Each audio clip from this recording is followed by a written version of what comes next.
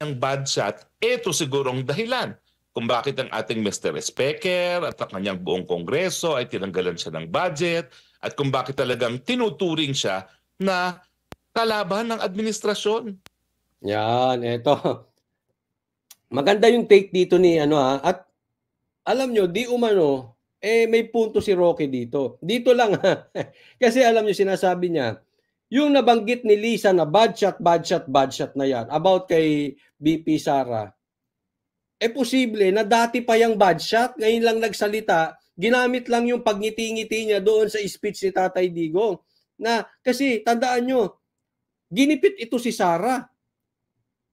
Tinanggalan ng confidential funds. Ginipit ng kamera.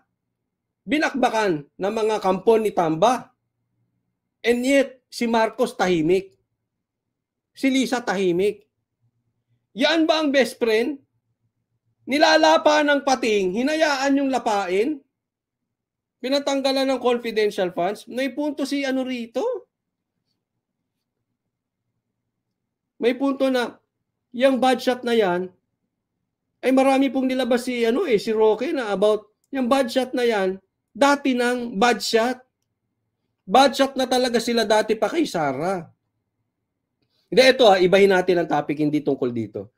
Alam mo yung isang taong inggit, lahat ng gawin, halimbawa kay Pastor Kibuloy, yung inggit kay Pastor Kibuloy, lahat ng gawin ni Pastor Kibuloy, masama.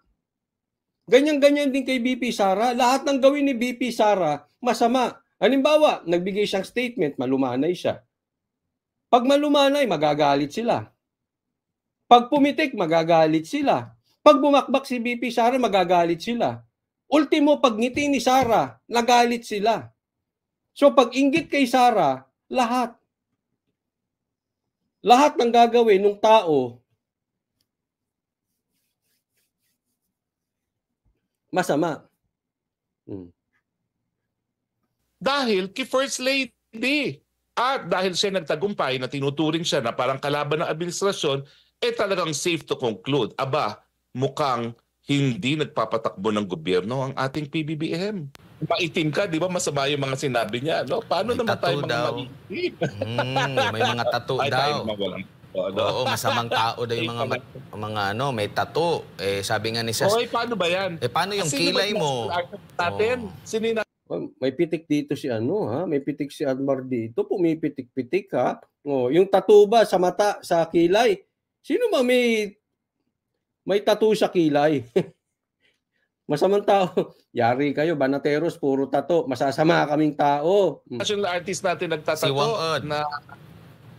Na gumawa ng naging inspirasyon ng gown ni Michelle D. Paano yun? Masamang tao siya kasi nagtatato siya. Yung kilay niya, baka tattoo rin yun. O di masamang tao ba siya? Tanong yun kung kilay ba niya itattoo.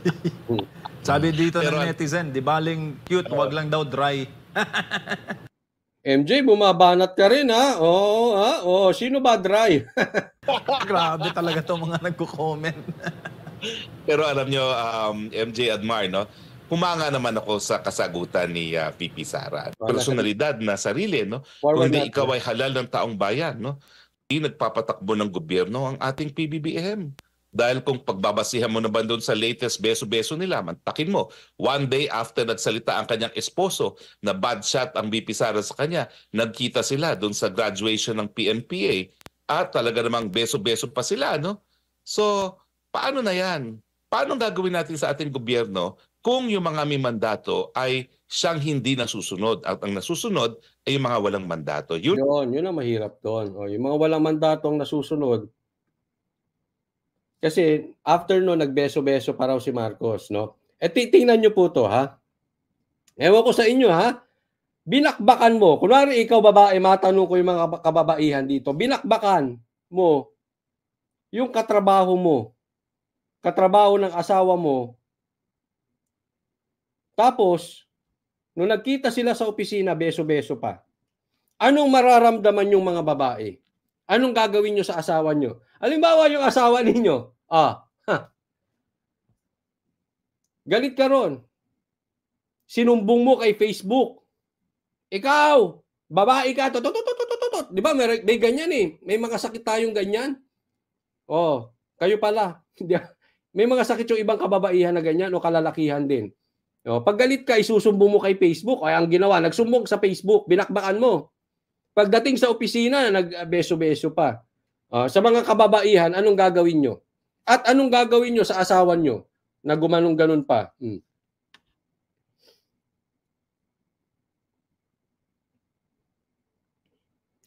Kaya yung mga pinapansin dito, alam mo lahat ng kwento na ito.